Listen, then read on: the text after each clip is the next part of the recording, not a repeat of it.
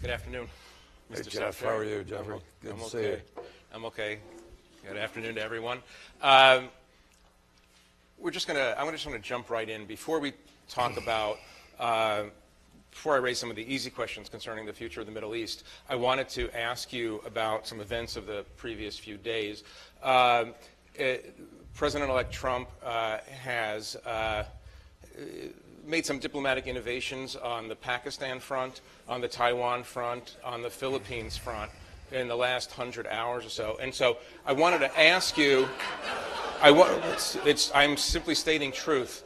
I wanted to ask you if you are at all worried that the Trump transition team, the President-elect Trump himself, is going to instigate an international crisis while you're still in charge of American diplomacy, and if you are in contact with them at all about managing this transition process.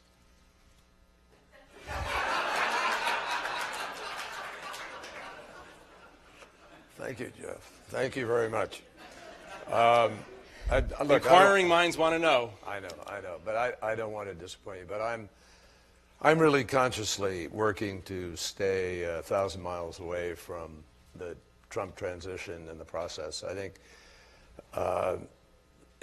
it's important for me to be able to brief whoever the final nominee is going to be for the job of Secretary of State, and I don't want to come at it with any engagement on any of the choices that we're making publicly. I really think it's better for me just to stay out of the politics, which I stayed out of for the 4 years. I did not get involved in the race. I didn't go to the convention. I'm prohibited from doing so by law, and I'll keep it that way till January 20th. Fine. That's what I expected, but I was hoping for more. Let me pivot to the main subject of this forum, which is the future possibilities for peace in the Middle East. In May of 2013, at the outset of the most recent process, you said that the two-state solution had about 18 to 24 months. If you couldn't achieve the two-state solution in 18 to 24 months, it would be too late. We're now 3.5 years out from that date. Is it too late for the two-state solution? Do you agree with your statement from 2013? Well, that's a great question, and it's one that's going to beg a little bit more lengthy an answer than I might have anticipated starting out with here.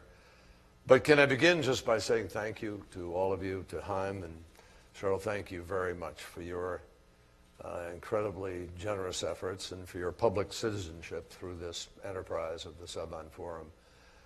And thank you to all of you for your interest and for working at this obviously complicated, perplexing at times issue. I don't believe it has to be as perplexing as everybody is making it, but those are choices. I think those are choices of leadership, and I want to weave into the answer to your question some thoughts, because that question and the possibilities and the answers to it are very much central to my thinking and what I want to share with you here today. Can I begin, though, by saying to you that I do feel really passionate, genuinely passionate about Israel, the land of milk and honey. It was about 120 years ago that the first Zionist convention took place in Basel. 100 years ago that the Balfour Declaration was laid out. 70 years ago that I think we proceeded with the 181, Resolution 181, which led to the formation of a Jewish state and state of Israel. And then, of course, it's been about 50 years, I think, since the Six-Day War. These are all very important demarcation points. And I think you have to stop and go back and look at the first declarations, the Balfour Declaration, look at the Basel, reread Herzl and others who defined Zionism. And think about what was trying to be achieved in the establishment of this beautiful thing called the State of Israel, which is a place where the Jewish people had their identity, where the state was defined by that and by history. It was a place where people could be protected, where they had a nation state defined by borders, and a place which was an example to the world of democracy and freedom and rights and rule of law. It's a great concept. I mean, it's the one of, I mean, it wasn't the movie The Greatest Story Ever Told. I mean, it's the greatest story ever told. But it's not finished. The end of the story has not yet been written. And I believe what I said, the timing may be, you know, you can fight about where we are in this process, but I'll tell you this, there is no status quo. It is getting worse. It is moving in the wrong direction. Now, I say this to you, I mean, I don't know how to explain the friendship of Barack Obama and John Kerry and this administration more than what the history shows, notwithstanding the disagreement over the Iran agreement, which, as Martin said, nobody says today doesn't at least give you those 10 to 15 years. I happen to believe it's a lifetime, because we will know if and when they ever enrich to X degree above 3.67%. We'll know instantaneously if they have more uranium mined, because we're tracking the mining. And that's a 25-year component of the agreement. And then afterwards is a lifetime agreement with respect to inspections and the advanced protocol of the IAEA. So I'm confident, personally. Our IAEA is confident. Our intel community is confident. Our Defense Department is confident. We will know if they tick up. Now, that doesn't mean they won't tick up, in which case every option that we have today is available to us then. So what we have is an opportunity to redefine the Middle East, to redefine the region, to meet the security needs of Israel and the security needs of the rest of the region. I can talk about that ad infinitum. I've spent 4 years now in the most intensive effort. I asked my staff to go back and read the record. I have talked to Bibi Netanyahu more than 375 times in this term. That's only the public recording, because I was in the habit of picking up the phone and calling him at home or calling him here and there and just getting a meeting. I've talked to him in those public transactions more than 130 hours. My wife accused me of having talked to him more than I've talked to her in this 4 years. I have traveled to Israel, over 40 times or something extraordinary. I've met Bibi in Rome for 8 hours at a time. I've met him in New York. I've met him in Israel, met him in Jerusalem, met him in Tel Aviv, met him everywhere. New York, multiple times, so forth. And Bibi and I are friends. We really are. I knew Bibi back when we were sharing coffee in Cambridge at the Charles Hotel when he was spending some time there at Harvard. And we've stayed friendly all the time. I was there the night he was elected. And I remember him talking about what he was going to do and what we were going to do.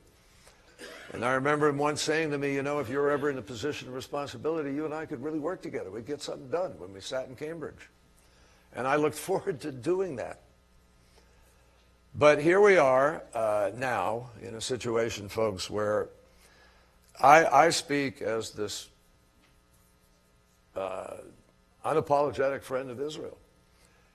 I've watched while we, the Obama administration, have put $23.5 billion on the line for foreign military financing, more than 50% of the total that we give to the entire world has gone to Israel. We have just signed an agreement for $38 billion over 10 years, $3.8 billion a year, up from 3.1.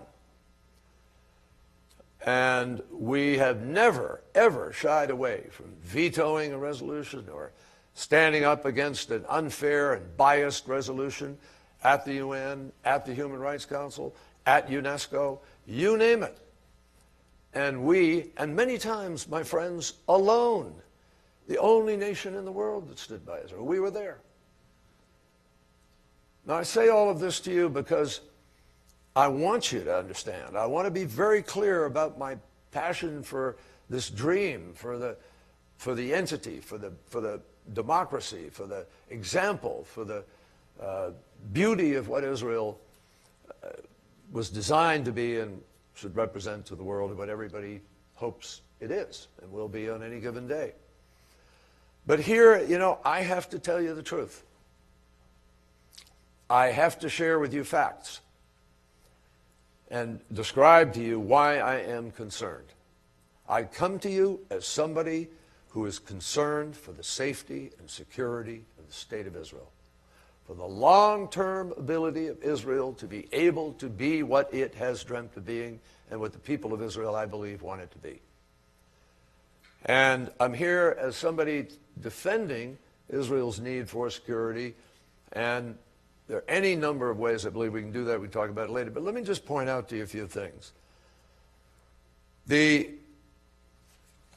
questions I raise about Israel, not because we don't care about Israel, it's because we do care. It's because we want to be able to see this thing develop into the full blossomed beacon that Israel has potential being. And when I say that, Israel has enormous agricultural skills, technology skills, remarkable finance and innovation and all this capacity, which it could be sharing with Egypt, with Jordan, with the Emirates, with Saudi Arabia, with all of these countries who, by the way, talk to me about their desire to do that sharing. But the issue is, how do you get from here to there? So there is a fundamental choice that comes to this question of two states. By the way, just let me ask a question. Raise your hands. I mean, I know some of you may not want to acknowledge, but how many of you believe in a two-state solution? You believe two states is critical? Okay, it's the vast majority of people. How many of you don't or are willing to say so? There's one hand up. One, two, maybe a few of you don't want to say, but no. All right. So the question for all of us is not the road we've traveled for the last 100 years. The question is, what are the next 100 years going to look like? Where are we going? And let me tell you a few things that I've learned for sure in the last few years. There will be no separate peace between Israel and the Arab world. I want to make that very clear to all of you. I've heard several prominent politicians in Israel sometimes saying, well, the Arab world's in a different place now. We just have to reach out to them and we can work some things with the Arab world and we'll deal with the Palestinians. No, no, no, and no. I can tell you that reaffirmed even in the last week as I have talked to leaders of the Arab community. There will be no advance and separate peace with the Arab world without the Palestinian process and Palestinian peace. Everybody needs to understand that. That is a hard reality. Secondly, I begin with the proposition that the Palestinians have major responsibilities to contribute to the process, some of which they have not fulfilled. On incitement, on capacity. I mean, we can run the list. But this is a U.S.-Israeli forum. So I want to talk about what the U.S. and Israel can do in answer to Jeff's really important and probing question. There's a basic choice that has to be made by Israelis, by the leadership of Israel, by all of you who support Israel and care about Israel. And that is, are there going to be continued settlements? Is there going to be a continued implementation of settlement policy? Or is there going to be separation and the creation of two states? And the reason I put that question to you is the following. When Oslo was signed in 1993, the vision was that with the signing of Oslo, Area C, everybody knows, there's Area A, B, C. Area A is Palestinian security and administrative control. Area B, is a split between administrative and security control, and Area C, which is 60% of the West Bank, is just Israel security and administrative still. But the deal of Oslo in 1993 was, over the next year and a half, Area C would be transferred to the Palestinian control administratively. Well, it didn't happen for a number of different reasons. We won't go into that now. But back then in 1993, there were 110,000 settlers in the West Bank. Today, there are 385,500 or so. There is an increase. There is about 90,000 settlers living outside of the barrier.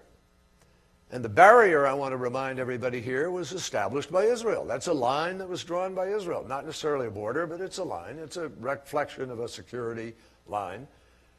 Outside of that line, drawn by Israel, there are now 90,000 Israelis living in these patchworks of settlements.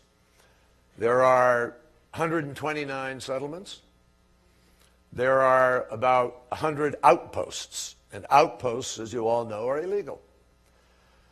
But tomorrow night, there will be a vote, I believe, in Israel, which will decide whether or not 54 of those illegal outposts will be legalized within months. That is in addition to some 31 that have already been either in the legalization process or legalized. I believe it is 19 have been legalized, 12 are in the process, that's 31. So you're looking at 85 out of 100 that are about to be, quote, legalized. Now, these outposts begin as one building, two buildings, then they become a scattering of 10 or 15, then they become a, quote, settlement. And what's really concerning about what is about to happen is that many of these outposts, most of them, are built on what is considered to be Palestinian private land. Now,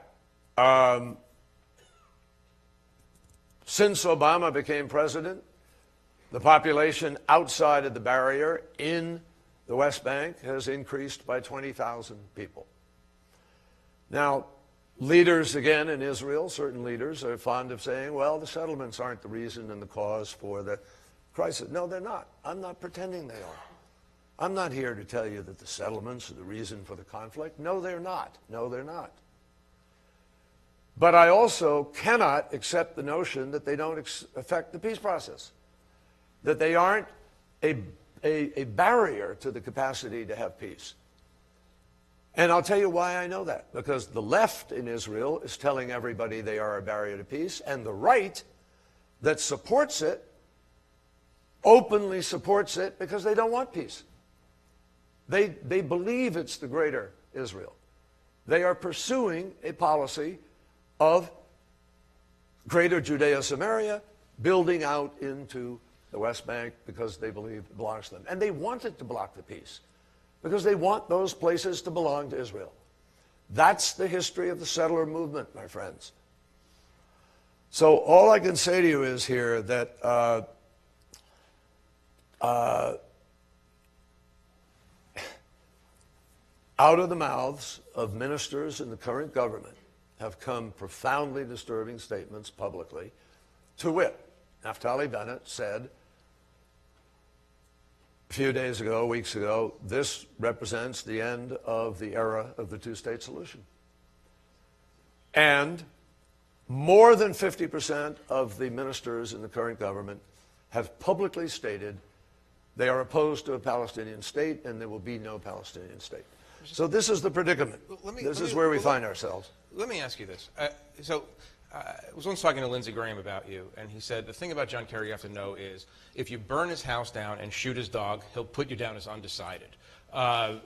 You're the most optimistic American that's ever lived, and Americans are very optimistic people. But you've just described a situation in which you've lost, in which the side that you're advocating for, not just you, but Bougie Herzog and Tzipi Livni and many, many people in this room, you're describing a situation in 1993, the reality on the ground is one thing, 2016, it's this completely different thing. Is Naftali Bennett wrong? I mean, I guess the Yes. way to well, let me frame the question. Let me answer that. Have we not passed the tipping point already? No. Why have we not passed the tipping point? It seems like it. No, we haven't, but we're getting, I'll tell you why we haven't. Because this is a function of leadership. It's a function of belief. It's a function of what choices are being put to the people of Israel. You know how hard it is to move 10,000, Well, 8,000 settlers from Gaza. You're talking about 90,000. But they don't all have to move necessarily depending on what the solution is, depending on what you choose to have as your outcome. But let me give you the alternatives here, folks. I mean, this is why if you really are sitting there saying, I want Israel to be the Israel I've always dreamed that it was and that it said it was, that's democratic. And it's also a Jewish state. Well, today there are about 1 or 5 million Jews living between the Mediterranean and the Jordan River Valley, but there are also more Arabs living between that distance. Now, what is your vision, anybody here, of a, quote, unitary state? I mean, are you going to run the schools? Are you going to continue to have these roads that are completely checkpointed and blocked that lead to this little island all by itself of a settlement? And the Palestinians are going to live over here, and they're not going to, are they going to vote? And if they're a majority of the population, are they going to have a Palestinian prime minister of Israel? And is it going to be a Jewish state? The answer is no. No and no and no. But that is not a choice that has been put to the people of Israel. I'm just telling you. Mr. Secretary, let me ask you. I think Bougie, who's sitting here, would agree with me. I don't think this is I don't think this is the choice that's been put there. Because what happens is, everybody says, well, the Palestinians, we don't have a partner. And we don't have an ability to negotiate. And we don't have an ability to be able to resolve the security issues of Israel. But I don't agree with that. In fact, we did work no administration has ever done. John Allen, we had 150 people from our Defense Department working with the IDF, Shin Bet, Mossad, security experts of Israel. By the way, I urge many of you to talk to security folks in Israel. Have a nice long conversation with people who spent their lifetimes defending the security of Israel and see what they say to you about long-term security capacity for the country. I venture to tell you there is a strong, strong base within the security establishment of Israel who believe that you have to resolve this question with the Arab world and with the Palestinians. Because if you don't do that, you will, how do you end how do you allow the Arab street to ultimately come to grips with the future of the region? Moreover, I am convinced, I say this to everybody, that the conversations I've had in the Arab world do indicate to me that the Arab world is ready to move into a different kind of security posture. But to get there, Jeff, you've got to have a serious negotiation, and you've got to begin somewhere. Where is the United States in that? Our position has been 1967 lines plus swaps. Mr. Secretary. Not the position of the current government. So even the American position, which every president, Republican and Democrat, has been opposed to settlements. We issue a warning today when we see a new settlement announced, nothing happens. It's ignored. New settlement goes up. New units, new sales. Why don't you have any leverage with the Israeli government? Why don't you have? You're describing a situation in which you have zero leverage. I think we do have leverage. But they never listen to you.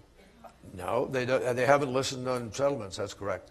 Hasn't been listened to on settlements. On the issue that you consider to be key. Yeah, but it depends, Jeff. I think it really is a question. Let's stay big picture here. What you have to keep coming back to this ground zero question. How do you have peace? Can anybody here define for me how you in fact have peace? If the world and the Palestinians themselves and the Arab world with the Arab Peace Initiative are saying, we want a Palestinian state based on 1967 lines, and we've moved them to plus swaps. The mandate in 1948 was 49%. It's now lowered down to 22%. That's what the Palestinians have been prepared to try to fight for.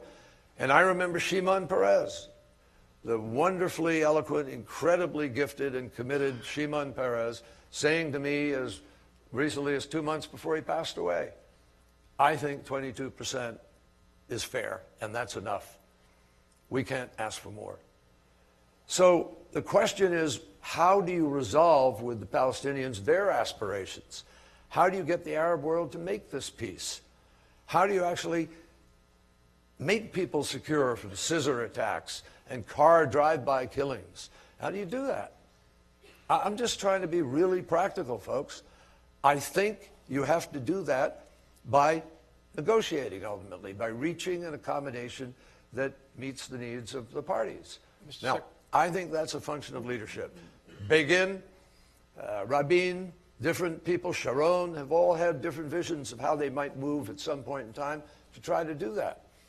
Olmert was negotiating over 3 or 4% difference at one point.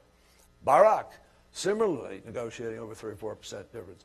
But what has happened is that there's been an erosion over a period of time by virtue of this continued settlement process, which narrows and narrows the capacity for peace.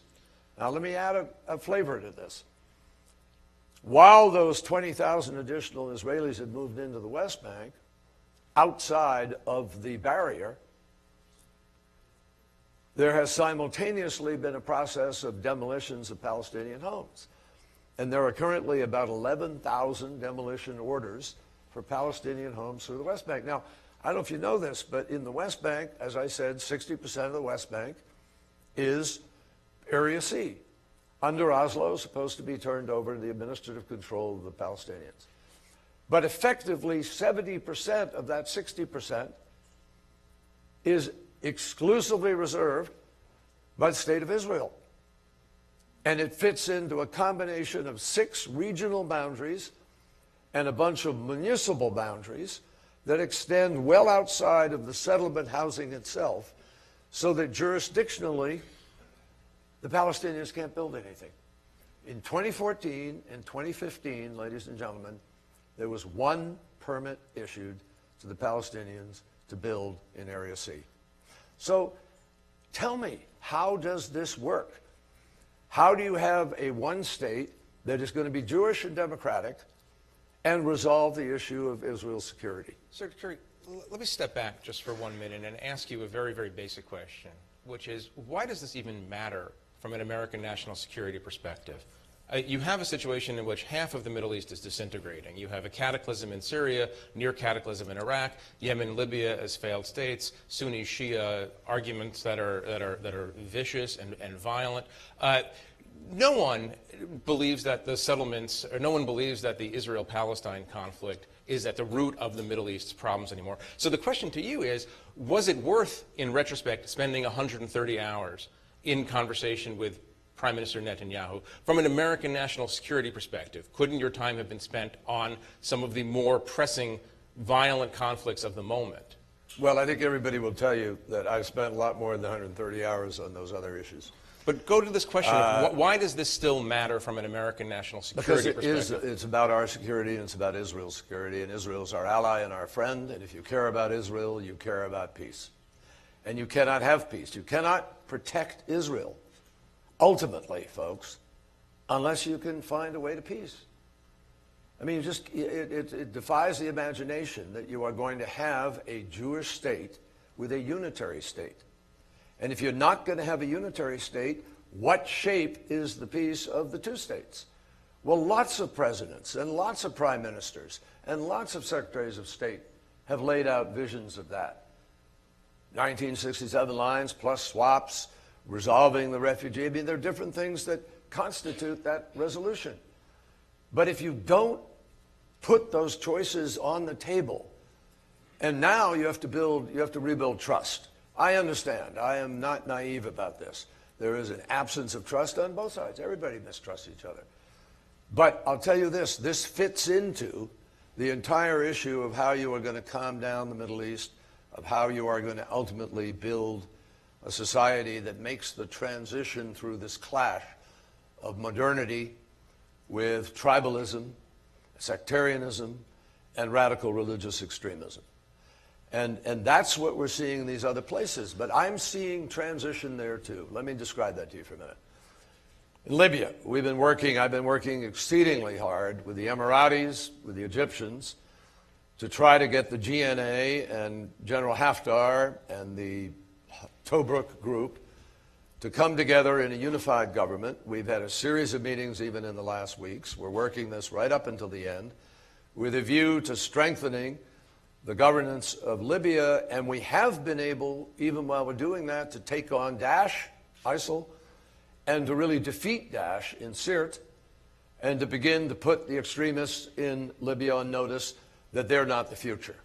And I think I have confidence about where we're heading in the long run there. In Yemen, we just had a small breakthrough, I hope, yesterday with President Hadi. We got the Houthi and Saleh to sign on to an agreement to follow a comprehensive plan that we've put together with the UN in order to get a peace and a ceasefire in Yemen. If things can work, in the way that I hope they will, I know the Saudis and the Emiratis want to see this war concluded. They want to begin to focus on the very things you've just talked about, building their economies, quieting down the region. I believe that we can make progress. In Syria, we are still talking with all of the parties about how to get to the table in Geneva. Now, the dynamics have changed, obviously, in Aleppo to some degree. And it seems clear, though, that everybody has been focused on Daesh and on Nusra. And I can say to you with absolute confidence, folks, the strategy we put together 2 years ago, or a year and a half ago now, to go after Daesh has worked. We have taken back 55% of the territory that Daesh took in Iraq, where we've liberated Fallujah, Tikrit, Ramadi. We're moving on Mosul now. We're pressing in on Raqqa. That's the heart of the so-called caliphate. We've eliminated almost every top Daesh ISIL leader, with the exception of Rawadi at the very top. Baghdadi, we're putting enormous pressure on their financing. We've taken their 1,000 a day recruits down to 500 last year, and now down to a dribble. And so we're drying up their capacity to wage this war. And I believe we're going to be turning over to the next administration a situation that is moving absolutely in the right direction. And all of this is emboldening people to realize that we're not the prisoners of this extremism. We're not the prisoners of chaos. We're moving in the right direction. And Israel-Palestine needs to be part of that for the safety of Israel and the region and our own interests. Stay on Syria for a minute, because you're painting a somewhat optimistic picture. We know what's going on in Aleppo. No, we know how many people have died in this conflict. We know that you go to the Russians without leverage to try to get them to stop behaving in a certain way. The Iranians, no leverage. Earlier this year, President Obama described the situation Russia was working itself into in Syria as a future quagmire. It doesn't seem like a quagmire right now. It seems like Russia is running this show, despite your efforts at the negotiating table. In retrospect, could the president have given you more leverage? Is there something that could have been done to insert the United States in a more muscular way into the situation? Well, Jeff, it's well known that there were a lot of debates and have been a lot of debates over the course of the administration about different options that existed in Syria. And I don't think we get anywhere by going backwards and debating that at this point in time. And this is not the moment to be talking about the internal deliberations of the administration. Suffice it to say that we did not go in 2013 or 2014, and Russia chose to go in to support Assad, mainly because Assad was very weak at the time, but mostly also because the appearance then was that Daesh might have been the entity that might overthrow him, and that wouldn't have served anybody's interests. So, in effect, what has happened is that the opposition obviously has been damaged by virtue of the intensive, I think, savage bombing that's been taking place out of all standards of warfare, in my judgment.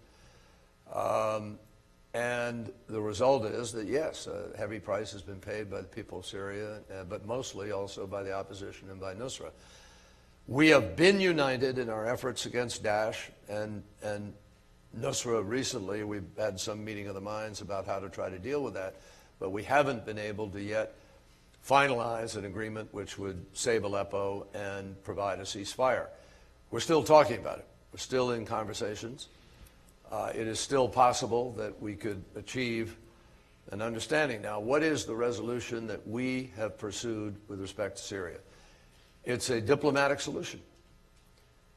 From day one, President Obama made the decision, and we have all, the military, our military concurred, there's no military solution to Syria.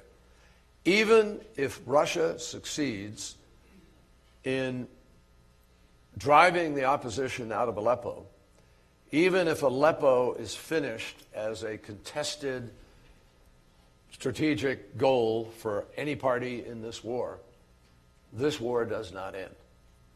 Everybody here needs to understand that this war will not end without a political understanding about the long-term future of how the opposition is integrated into the governance of Syria. And that can only happen in Geneva through some kind of negotiation. Now, we are prepared to accept a negotiation in which there is a transition. Assad is part of that transition. Ultimately, there's an election, and the people of Syria make a decision about the future leadership of their country. And how you get there depends on what happens in these next weeks and months in terms of what arrangement is made with Russia and Assad and the Iranians in that regard. Before we go to a couple of questions from the audience, I want to ask you a Syria-related Israel question to come back to this. You spent a lot of time talking to Israelis, trying to convince them that your vision of what's coming down the road is the correct vision. What many Israelis would say, and I'm not talking about the ideological settler movement, but average Israelis might say is, you know, you're at a moment when we have Hezbollah to our north, ISIS in Sinai, a somewhat weak, threatened Jordan, ISIS in Syria, Nusra and the regime, and Iran on our northern border. You're asking us to begin a process of withdrawing from territory that overlooks Ben Gurion International Airport, that wants to turn over territory to a weak and divided Palestinian government. Jeff, no. Nobody has ever suggested there should be a turnover to a weak and divided and... But the reality is it's a weak and divided Palestinian entity right now. It is today. But nobody's talking about a turnover today. This is something that's going to take time. We've always acknowledged that. We've always said to Prime Minister Netanyahu, this is going to take years of work to evolve. Nobody's talking about something happening tomorrow or next year or 3 years. It has to happen with the assurance that you're not turning the West Bank into Gaza. Now, are there ways to give that assurance and to guarantee it? You better believe there are. We had any number of very complicated and very detailed ways in which the Egyptians, the Jordanians, the Americans, the Israelis, and the Palestinians would work together with respect to border security. We have a very, we have a developed procedure by which you could have Israeli soldiers on the north end of the Jordan River Valley. In the south, you could have them moving within 6 minutes by helicopter to any possible disturbance on a border. You have all kinds of ways of having joint troops, joint operations developed over X number of years, X to be determined by the Israelis and the Palestinians. We have never suggested anything that imposes on them a solution. We have only said Israel has to be able to defend itself by itself, and we have said that we must empower Israel to be able to have the security needs fully and totally met. Now, I believe that's not up to us to define. It's up to Israel and the Palestinians to define. And by the way, Palestine, a demilitarized entity with carefully defined egress and exit, border control, all of it. We had King Abdullah agree to build a fence on the Jordanian side, a modern fence like the one in the Sinai in Egypt, with electronics and cameras and drone capacity, constantly patrolling, with troops constantly patrolling. And the Palestinians agreed to build a fence on their side of the Jordan River Valley. In fact, we even said to Bibi, I challenge you. Top Special Forces entity of Israel. We'll give you a month. If you can get through there, all bets are off. There are all kinds of ways to do this, folks. What do you if you want to do it. What do you understand about Israel and its security that the Prime Minister of Israel doesn't understand? I'm not going to suggest that he doesn't understand. Well, you're having this or that I extensive don't. argument with him over years about the direction that Israel's moving in. What doesn't he get that you and President Obama believe you have, believe the knowledge that you have? I think there's a difference of opinion about what is needed and how it could be provided in terms of meeting the long-term needs of Israel, both on security as well as in terms of the border and what the Palestinian entity could be. But I think there's also a difference in terms of what kind of risk and what risk in terms of politics that people may be willing to assume or not assume, because there are political decisions here. And the current coalition does not, the majority of the current coalition doesn't favor two states. So I'm pushing for two states. The coalition government doesn't believe, at least the majority, in moving in that direction. So I'm pushing uphill for the moment. But I believe there are people in Israel who understand, and if this choice is properly put, if the ways in which the Palestinian capacity can be built over whatever number of years are necessary, we all understand Israel's security. I'm not suggesting that you want to have a situation like Gaza where you can dig a tunnel and you have the ability to build missiles in a fake factory and fire them against Israel. We all understand that challenge. But what we're talking about is a police force and a security force and an intelligence force worked up over time with American and Jordanian and Egyptian and Israeli engagement directly in it in a cooperative fashion that changes the dynamics of who knows what, of who's doing what, and of what the responsibilities are. That's how you build a state. How will you know, and I know you'll be following this issue after you leave office, how will you know when the tipping point has been reached, that Israel's tipped past the point where it can fix this problem and it will no longer be a Jewish majority democratic state? What's the sign that you're looking for? Well, I think it's going to be defined not by us. I think it's going to be defined by people on the ground, one way or the other. I mean, I do not want to get into using terms and making predictions and talking about this or that. But I believe that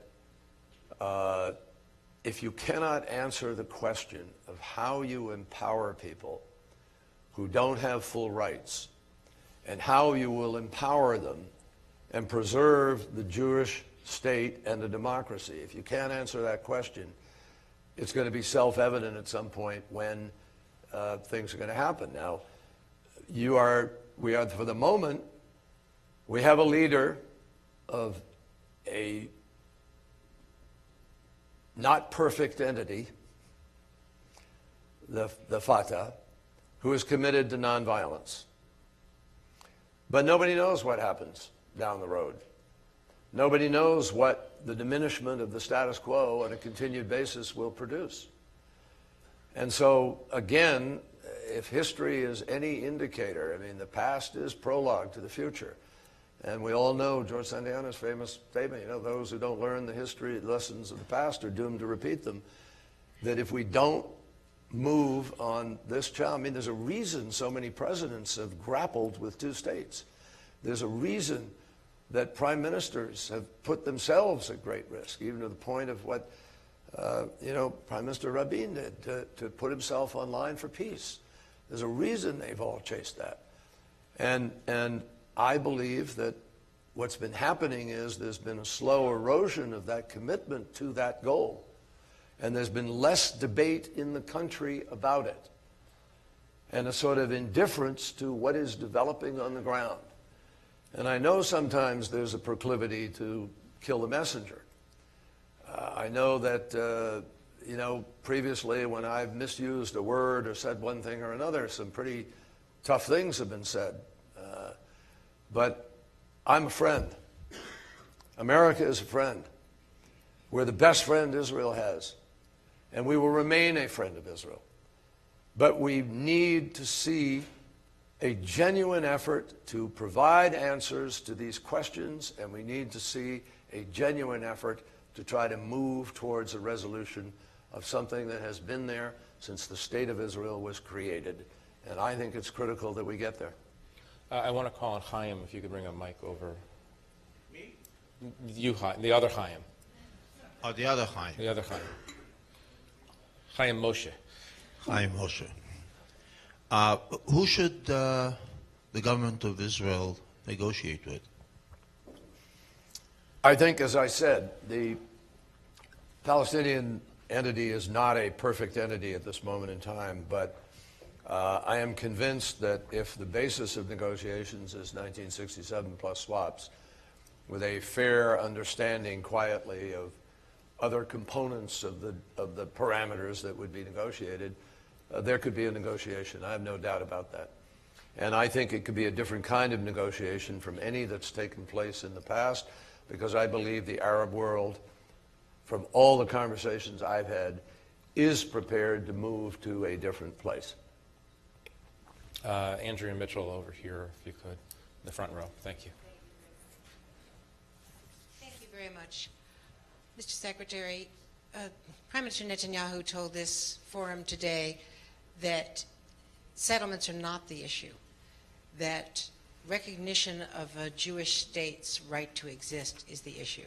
Not that it's a precondition, but that at every meeting he has had, he says to his Palestinian interrogators, you know, if you at least recognize our right to existence, the existence of a Jewish state, why is he wrong about that?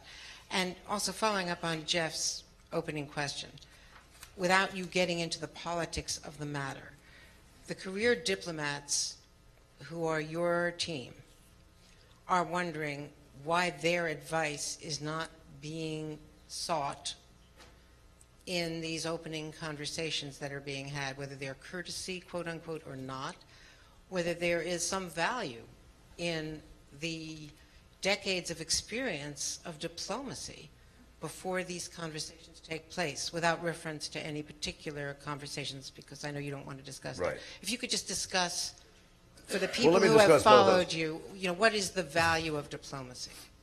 Well, Andrea, let me just say that we have not been contacted before any of these conversations. We have not been requested to provide talking points. Have you had high-level meetings with Trump transition officials yet? I have not, no. No, I think our transition team is in touch with them, and our chief of staff and our head of transition in the State Department has met with them. Do you feel that it's running adequately fast, or would you like to speed up this process? Well, I'm not going to make that judgment either, because there isn't a nominee for Secretary of State. Obviously, the first thing you need to do is have a nominee for Secretary of State. So I think it's going to be guided somewhat by that automatically, and I'm not going to find fault without it. I do think there's a value, obviously, on having at least the recommendations. Whether you choose to follow them or not is a different issue, but I think it's valuable to ask people who work the desk and have worked it for a long period of time their input on what's the current state, is there some particular issue at the moment. I think that's valuable, and I would certainly recommend it, but obviously that hasn't happened in a few cases. On the issue of Prime Minister Netanyahu and his perception and his view of this, I just very respectfully, and Bibi and I have had long arguments about this and long discussions about it, I don't agree with him that the settlements are not an obstacle to peace. Now, does that mean, as I said, I want to go back to what I said earlier, they are not the cause of the conflict. So if Bibi says the settlements aren't the cause of this conflict, I agree. They're not the cause of it. But as I said to you earlier, folks, if you have a whole bunch of people who are specifically, strategically locating outposts and settlements in areas that make it impossible to have a contiguous Palestinian state, they're doing it for the specific purpose of not having a peace. That affects the peace. There is no way that 20,000 additional people moved in the last period of time doesn't provide you with a whole bunch of splotches of islands that don't have to be dealt with in the context of where do they go? What law will apply to them? Who's going to protect them?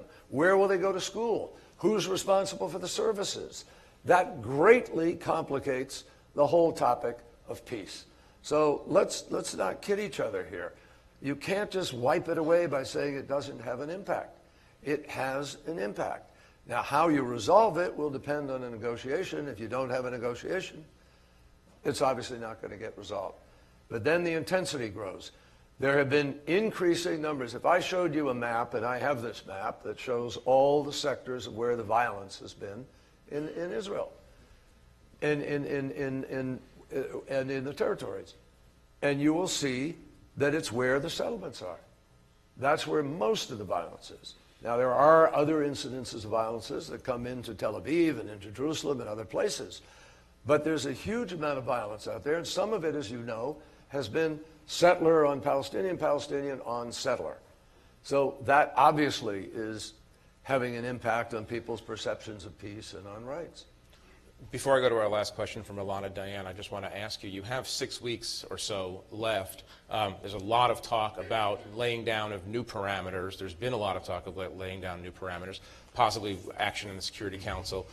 Can you give us any insight about where your thinking is on that, or has the election of Donald Trump changed this so radically that we're not going to see any further action on this file from the Obama administration? Well, let me make it clear at the outset that, as I said earlier, we have always stood against any imposition of a, quote, final status solution, and against any resolution that is unfair and biased against Israel, and we will continue. We don't support that. And there's been no decision made about any kind of step that may or may not be taken in that regard. There are, however, other people out there who, because of this building frustration, you need to know, they are any number of countries talking about bringing resolutions to the United Nations. Will you try to stop the French if they do it? If it's a biased and unfair and a resolution calculated to delegitimize Israel, we'll oppose it. Obviously we will. We always have. But it's getting more complicated now because there is a building sense of what I've been saying to you today, which some people can, shake their heads and say, well, it's unfair. Look, I said earlier, there are real imperfections and problems within Fatah. We all know that. And we have been adamant to Palestinians about incitement and adamant to the Palestinians about their need to deal with their education system and to change the things kids are taught and to try to, lead by example with respect to the nonviolence and so forth. And so all of that needs to happen. I'm not suggesting we're dealing in this easy place, but I'll tell you what I do know. And I've, spent a lot of time looking at this thing. I mean, my first trip to Israel was in 1986, and I have probably been more times than any Secretary of State. I've been everywhere in Israel. I love Israel. I've had great, engagements with so many friends there. But I do believe that Israel, because of decisions that are being made on a daily basis, quietly and without a lot of people seeing them, or fully processing the consequences, is heading to a place of danger. And my purpose in saying the things I've said is to say that there is, I think, a better path to pursue. And I think over time, this small little city-state, which is what effectively the West Bank would be, demilitarized as it would be, with the proper input and guidance over X number of years to be defined by the parties. And by the way, you can define a withdrawal based on performance, which sets up standards that have to be met, that provide for security. These are the kinds of things that we talked about with John Allen and with the IDF and with the Israeli leadership. So nobody's thinking that all of a sudden, boom, there's this thing and it's there and it's, you know, called a state and it's going to be like Gaza. That is not what anybody's talking about. I think there is a very different long-term prospectus that could be defined here that allows Israel to defend itself for itself, that respects Israel's security needs and respects all the other needs that would constitute ultimately trying to find peace. But you can't do it if you're not talking, and you certainly can't do it if all you're doing is building up your presence in what people think will be their state while they are continually seeing homes demolished and people moved out. That is not a winning equation. And finally, Ilana Dayan. Mr. Secretary, Amos Oz, the famous Israeli author, once said that this is the case of the patients being wiser than the doctors. The peoples, obviously you agree, are wiser perhaps than the leaders. Have you ever opened it with Bibi? Have you ever openly asked him, are you afraid in terms of political survival, and that is why you're not willing to go ahead and stand up to the occasion and try to promote a historic compromise? But the other question that I have to ask you, given that you know where the problems are, and given that you have invested so much time and effort and political capital in this conflict, is there anything you would have done differently? Anything what? You'd have done differently. Do you think you have done any mistake that nowadays... Yeah, there are a few things. I'm not going to discuss what they are now. I might write about them in the future, but inevitably, I mean, sure, we all make a mistake here or there, and we might approach something a little differently. But by and large, I think we did the right thing, and I think we approached it effectively. We had very, very difficult dynamics that we're developing. I mean, you asked about them.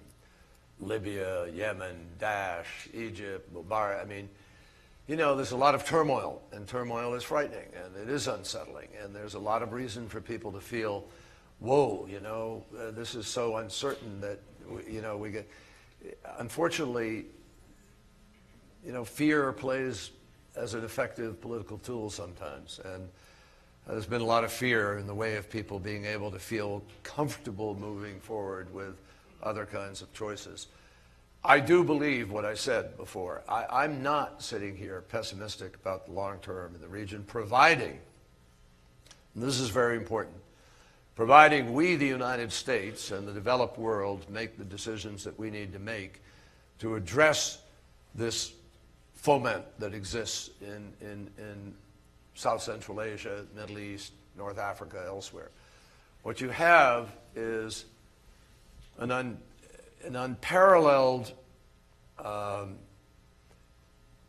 rise of a number of different factors simultaneously that are different from anything any other generation ever dealt with. Technology, communications, the rise of very young populations. 60 and 65% of the populations of many of the countries in the region are 30 years old or younger. 50% on the age of 21, 40% on the age of 18. And they don't have jobs. There are 1.5 billion kids in the world who are under the age of 15, 400 million of whom or so will not go to school. And if many of those are in these countries, and they are ripe for the picking of extremists who are hijacking a major religion and lying to people about, you know, their future and what happens and life on Earth versus, you know, dying, exploding yourself and taking a lot of people with you, we're going to have a problem, an enormous problem. Now, we had a Marshall Plan after World War II, which put $13 billion into the redevelopment of countries we fought against. And we were redeveloping developed countries, specifically Japan and Germany and Europe. Our challenge now, and it has a very bad name out there in public. People don't like the idea of, wow, why would Earth would we spend a dime over there to do something for that? Well, I'll tell you why, because it's all about our security. And it's all about the alliances that we have and the security of our allies. And if we don't face this, there is no over there anymore. It's everywhere is here. And here is everywhere. And if you don't realize that, you're missing the biggest change of what's happened. A whole bunch of people running around with smartphones who can see what everybody else in the world has, which also means they can see what they don't have. And if those folks, and I'll tell you, I'll share a story with you quickly. I know I've gone over it, but let me share this. Foreign minister of a country in North Africa, which has a fairly large Muslim population, though not a majority. And I asked him, I said, well, how do you deal with this? And here you are trying to, develop and create opportunity for people. And he said, we're really scared about it. He said the extremists will spend money grabbing 13, 14, and 15-year-old kids. They'll proselytize to them. After they've won them over, they don't have to pay them anything. They then send them out as the next wave of recruiters, and they go out to bring in the next wave of young people. And he said these guys have a 35-year plan. We don't even have a 5-year plan. Now we do. With what we've begun to do with Daesh, with what we're doing in Libya, we've fought back against al-Shabaab, we've made progress in Somalia, we've fought back against Boko Haram, we're making progress in Nigeria. We've done the same with Daesh in Libya. In Yemen, if we could quiet it down, and we're trying to deal with the proxy aspects of that war, which are very complicated. Syria is even more complicated. There are about 6 wars in Syria, folks. I mean, you've got Saudi Arabia and Iran, you've got Israel and Hezbollah, you've got Turk versus, you've got Turk versus Kurd, Kurd versus Kurd, Kurd versus Turk, PKK, you've got Sunni, Shia, you've got oppositionists against Assad, you've got, it's extraordinarily complicated in the proxyism. So you've got Turkey with its interests, its own Islamic and other interests. You've got the differences between Egypt and Kuwait and the Emirates versus Saudi, Qatari, and Turk. The intensity of this is very, very hard to just sort of declare, oh, okay, we're going to go in and bomb, or we're going to go in and do this or that. But I do believe in force, and I believe in being strong. And I believe it is important for us to, and I know the cost, this has been a topic of conversation here, of the president's decision when he decided not to enforce the red line through the bombing. But in fact, that's greatly misinterpreted. It had an impact. People have interpreted it as his decision not to, when in fact he never made a decision not to bomb. He made the decision to bomb. He simply decided he had to go to Congress because because David Cameron lost the vote in the Parliament on a Thursday, and on Friday, President Obama felt, hearing from Congress, oh, you got to come to us, you got to come to us. He would go there and get the decision. Well, the decision wasn't forthcoming, and in the meantime, I got to deal with Lavrov to get all of the chemical weapons out of the country. So in effect, we got a better result out of not doing it, but it was the threat of doing it that brought about the result, and the lack of doing it perception-wise cost us significantly in the region, and I know that. And so does the president. As much as we think it's a misinterpretation of how it doesn't matter, it cost. Perception can often just be the reality. So I think that we're on the right course. I think we're going to stem the tide, providing we do not retreat from the region, not just militarily with our presence and our potential use of force, but more importantly right now, our ability to try to deal with these countries' governance and their ability to be able to address these young people and the possibilities of the future. If we don't do that as a country, we will be inviting a lot of other problems as a consequence. Mr. Secretary, it's been a real pleasure for me to cover you these past years. I don't know if it's been a pleasure for you, but it's been a pleasure for me. Great. And I wanted to say thank you, and we all thank you for your appearance today. Appreciate it very much. Thanks. I appreciate it.